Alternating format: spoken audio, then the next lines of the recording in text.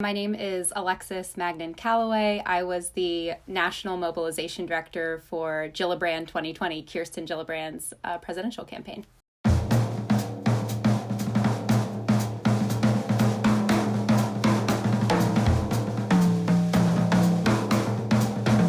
I split my time between our early states team and our more traditional digital team. So I went to all of our digital meetings, but I also went to all of our early states meetings, which were more focused on getting our poll numbers up and making sure that we were engaging folks on the ground and running great in-state programs.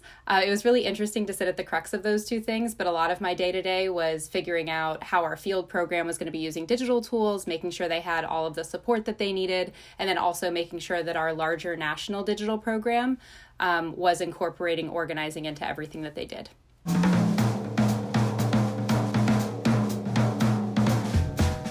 So many great moments. The first big one I remember is obviously our launch day. We launched on St. Patrick's Day, so everybody was like, we were in a tiny town in upstate New York, and the streets were very quiet except for the occasional person who was like honestly urinating on the side of the street because it had been St. Patrick's Day and it was like 6 a.m. the morning after St. Patrick's Day. So everybody was really drunk around us, and still, you could still faintly hear like music, and there was the random person like smoking a cigarette, and then there was us who had just, slept for 2 hours before like triple testing everything. And then we got to the office at 6 a.m. It's super quiet everywhere, and our video drops, and it was huge. We knew it would get like a certain amount of engagement, but we just didn't realize quite how far the reach would be. It was a beautiful video. It was when we unveiled the like Brave Wins moment, and the internet really ran with it. It asks, will Brave win? Well, it hasn't always, and it isn't right now. And that was really exciting. That was also when we announced our launch event, which was going to be at Trump Tower 1 week from then. And then the next kind of 7 days for me were just getting as many people as I could to digitally RSVP to this event at Trump Tower, and then figuring out how we were going to chase them digitally to make sure they actually got there and that they brought like everyone they knew with them. I remember that day. I remember when the president of the College Dems in Iowa tweeted about her arm muscles because we posted a workout video, and she said she wanted to arm wrestle Kirsten Gillibrand, and we replied from the Gillibrand account and said, like, you're on. And then we actually organized like a campaign stop that was to do an arm wrestling event, and that was a really fun moment that happened online. 3, 2, 1, go. She's really strong. Holy cow. She's so strong. I can't do this now. And then probably like another one that I think about a lot is we did a bus tour near the end of the campaign, and she explained white privilege to somebody at one of the stops. And it was through the context of like the opioid epidemic and poverty, and how can we talk about how our white communities are also struggling, and like how can you say that white privilege is a thing when we're in these white communities in the Midwest that are being decimated. And she gave this beautiful, poetic, fantastic answer on what white privilege is and why we need to take it seriously. And I was just so proud of her, and it just blew up on the internet, and there were lots of folks from other campaigns who were amplifying that moment. So institutional racism is real. It doesn't take away your pain or your suffering. It's just a different issue. Your suffering is just as important as a Black or brown person suffering, but to fix the problems that are happening in a Black community, you need far more transformational efforts that are targeted for real racism that exists every day. Those are the things I remember the clearest.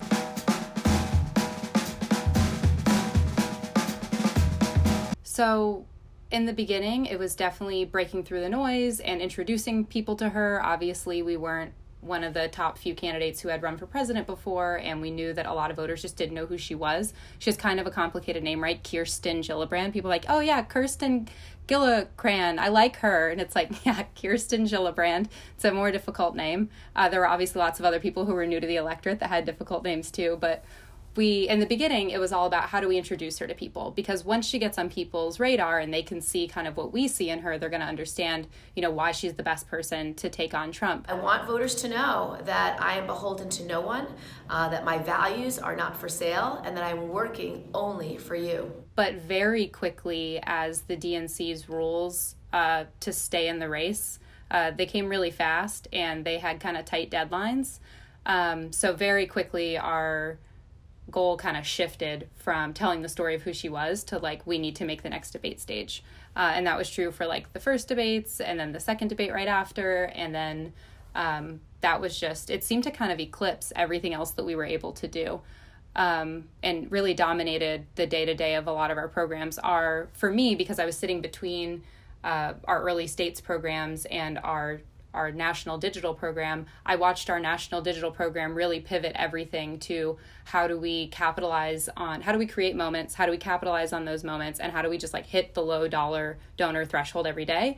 And for our early states programs, they were singularly focused on polling. I mean, our state directors in Iowa and New Hampshire, all they could think about was what polls were happening, when they were happening, and how we could make the biggest impact with people who were likely to be included in those polls. It was difficult to endure because there were so many other great like aspects to campaigning that we really couldn't focus on. This really just overshadowed it all. And same with my program. I mean, for my program, it was all about connecting people. We couldn't take a single supporter for granted. And my program was there to make sure that no matter who you are or where you were able to get plugged into our campaign and help us out in a meaningful way. Very quickly, it went from all these kind of more fun, interactive, get to know each other, community building, coalition building, organizing events, and pivoted straight to who do you know that can donate $1 to Kirsten Gillibrand.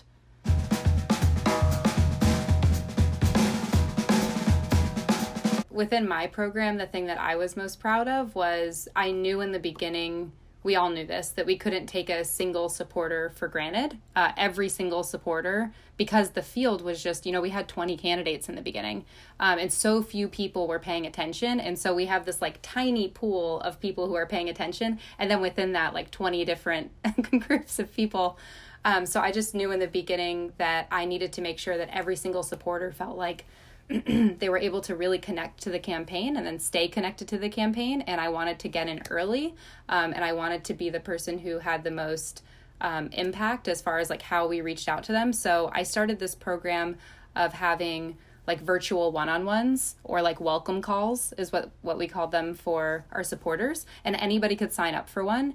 And the first week that we rolled them out, I think we had 40 time slots per week, and we were booked for like a month straight, but I didn't have capacity to take on any more calls. And I was doing most of these calls. My colleague Justin Jenkins took a few of them, and then eventually when I hired capacity, they were able to help me take these calls. But they were 15-minute calls that were just like a traditional organizer one-on-one, where I would introduce myself and talk about why I chose to work for Kirsten Gillibrand, and I would ask them why they had signed up for this call and what they cared about in this election. And I took notes of those things, and then I would follow up like accordingly when I would reach out to these people one-on-one. But we completed thousands of these calls, and those people went on to really stick with our campaign. And even though after we dropped out, they moved on to other candidates, I still to this day, they post a lot on social and say like, this was the most personal campaign experience I've ever had, or like, this is the most looped into a campaign I've ever felt. And I felt like it was really impressive that we were able to create that for people who were in places where we didn't have an organizing team and with as little capacity as we had in Troy, New York. It was very difficult to scale, but that is definitely a tactic that I still rack my brain about how campaigns can create, especially right now with everything that's going on. How can we create such an interactive and inclusive and powerful experience for folks from afar? And in a scalable way. Ugh, it's so hard to scale.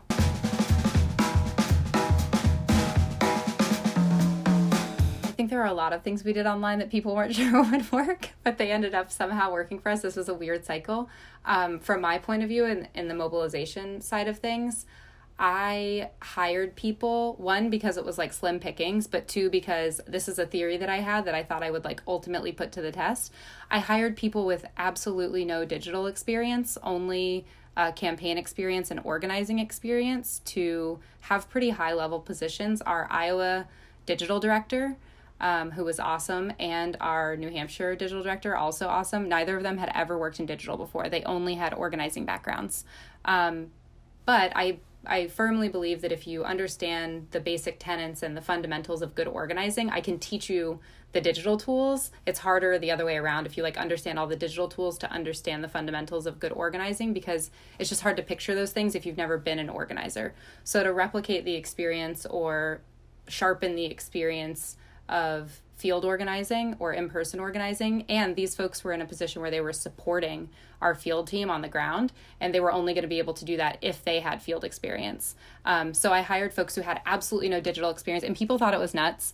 And I did get pushback, and I had resumes of people who, had been at like digital firms and had, I think would have done a great job and had maybe more relevant experience to what the day-to-day of the job was going to be. But I really worried about their ability to support an organizing department and their ability to run a strong online organizing program without ever having been a field organizer. That's the hardest part of the job. We can all build like beautiful Facebook groups, we can all build like beautiful pages, and if you have a sharp eye for design or you have somebody who's great at copy editing your work, you can create beautiful digital work. My question was like, can you recruit, manage and maintain a great volunteer program that's having quality conversations with voters online? And I felt like organizers were the best people to do that, even though they had no digital experience. So that was something that people were like, is this going to work? And they really stepped up, and they actually taught us a few things about how we should be using the internet that we hadn't really thought about before. And the best part of it is that they take these tools that we have maybe built to use in one way, or we've built to produce one outcome, and they can look at it and say, I'm going to use this tool that was built to do XYZ, and I'm actually going to use it to do ABC.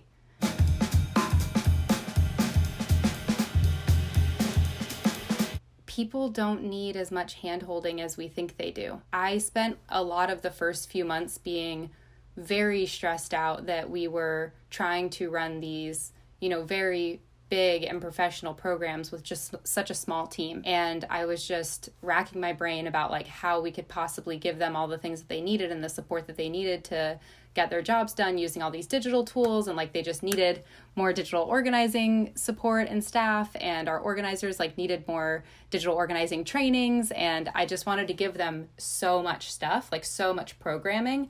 Like one day it just kind of clicked for me that they were using these tools in ways I had never thought of. They were running their own programs and really diving into the tools. They were willing to do anything that would work. The field was so wide that it meant that every single staffer was not working for Kirsten Gillibrand unless they were in it like heart and soul, because they had so many campaigns to choose from. And when people are that dedicated and people are that passionate about their campaign and their candidate, they just have like a fire in their belly.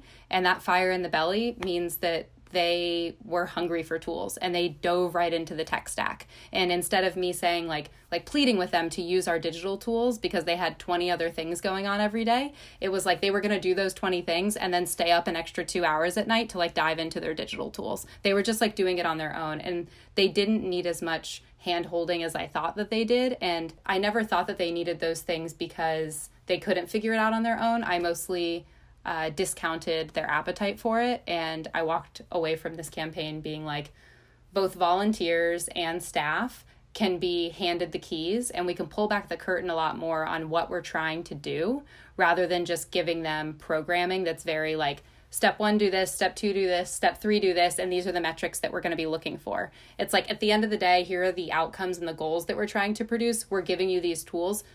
You guys will figure out, I'm sure, how to use these tools to do that thing. And there's an element of accountability that comes into play because, of course, it's field work. So like we have to hold folks accountable, but they don't need nearly as much support and hand-holding as I thought they did.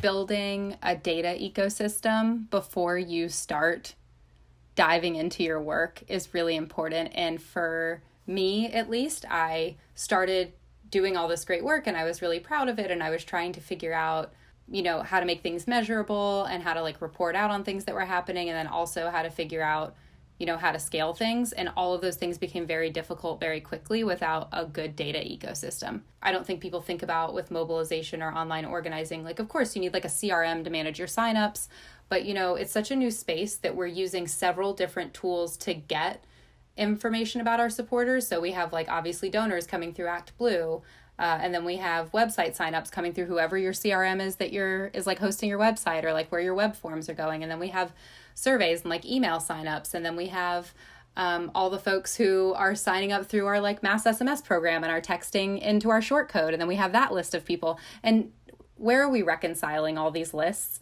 And where are we figuring out what commonalities, whether that's through purchasing data or the data that we already have, where are we finding the commonalities between all of these folks to figure out who our supporters really are and start to paint a picture about who that person is so that we know where to continue prospecting. I dealt with tons of supporter data day in and day out, and I wish I had been more mindful about how we were managing that data from the outset, because by the time we realized how much data we had, we weren't really sure what to make of it. And we, at that point, were in such a hurry to get to the next debate stage that we did not have the capacity to have someone manage it for us. So just be mindful about data before you start doing all the fun stuff.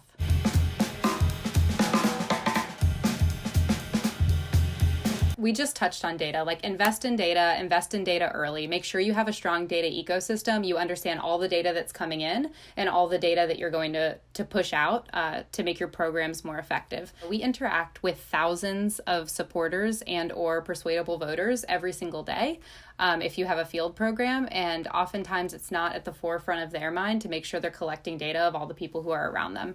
It's our most competitive asset that we can gain, because your own data that nobody else has access to probably isn't on the market. There's so much data out there that we can buy, and a lot of it is bad. A lot of it is like they sell us the best data they can find and it's still not good enough. It's hard to like piece all this stuff together. So your best asset is going to be proprietary data that nobody else has access to and nobody else has, because you've been better at the data collection game than anybody else.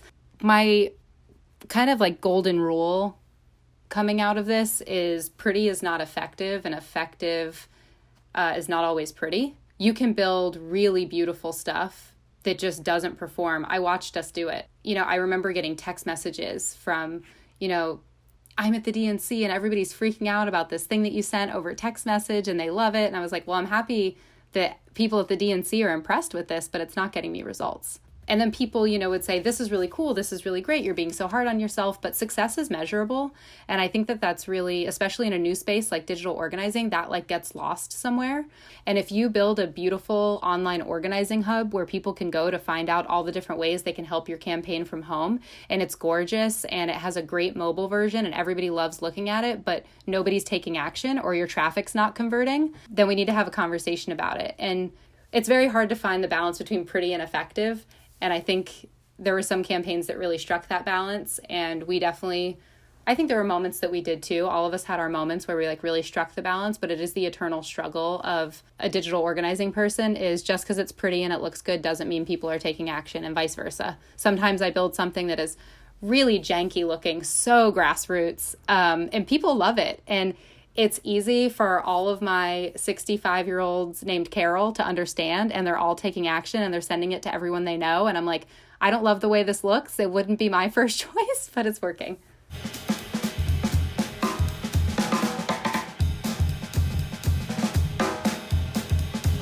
My first piece of advice is that they're already experts. You already know the things that you need to produce to have a successful campaign. Nothing has really changed. The only thing that's changed is that you're going to have to use the internet and you're going to have to virtually produce all of these outcomes. All of these outcomes remain the same.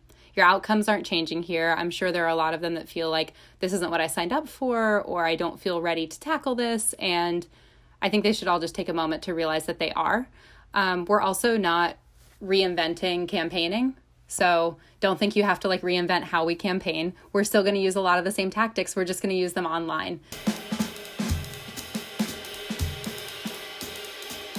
Dedicate more time to testing, because doing good testing takes capacity. And oftentimes we design tests and we decide we're going to test things and we just kind of roll that into all the work that we're already doing or the work that somebody is already doing.